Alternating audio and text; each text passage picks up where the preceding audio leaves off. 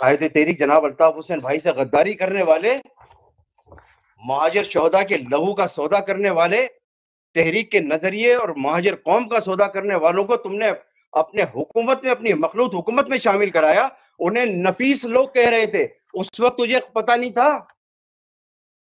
کہ شروع والی اور آخر والی دونوں جماعتیں یہ فراڈیے ہیں؟ تو فراڈیے کو شامل کیوں کیا تم لوگوں نے اپنی حکومت میں، اور تو کیوں خاموش رہا؟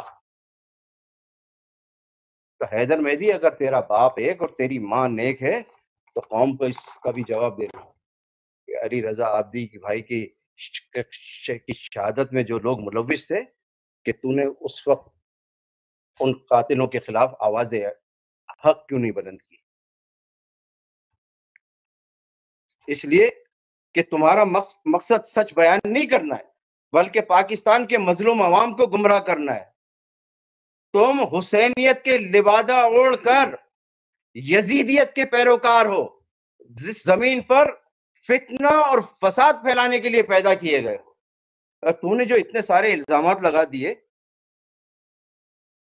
اب ذرا ایک لمحے کے لیے سوچ، اور میں یہ الزام لگاؤں اور میں یہ کہوں کہ یہ ٹیوبر اور فوج سے نکالا ہوا کیپٹن حیدر رضا مہدی یہ ایک پیمپ ہے، بدنام، بہت بڑا پیمپ ہے، اور عصمت فروشی کا دھندا کرنے والا بہت بڑا دلال ہے.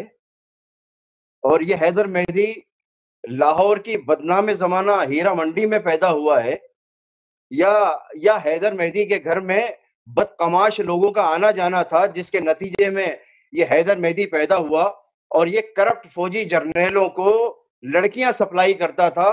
تو حیدر مہدی ذرا مجھے جواب دے، تجھے کیسا لگے گا؟ اچھا لگے گا؟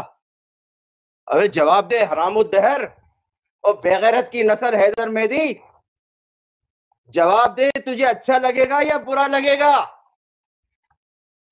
اس بات کا تو جواب دے.